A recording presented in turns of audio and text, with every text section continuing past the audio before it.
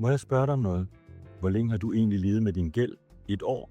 5 år? 10 år? Måske endnu længere. Langt hovedparten af vores klienter lever med det i mere end 10 år. Ikke fordi de ikke vil gøre noget ved gælden, men fordi det ofte følges af skam, afmagt, bekymringer, uretfærdighed og følelsen af at være helt alene. Vi taler med mennesker hver eneste dag, som har brugt mange år på at gemme problemet væk. Ikke fordi de er dovne, ikke fordi de er uansvarlige, men fordi gælden er blevet så stor, at de ikke længere kan se en vej ud. Det er ganske enkelt blevet for uoverskueligt. Det er det, der gør os mest triste som rådgiver. Det er såmænd ikke gælden, det er alle de år, de mennesker mister i deres liv.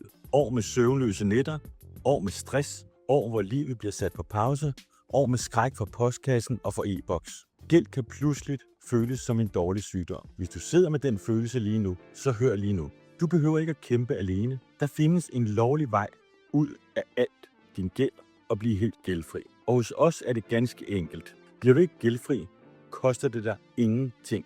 Alt at vinde, intet at tabe. Vi er med dig hele vejen. Ja, hele vejen, fra start til slut.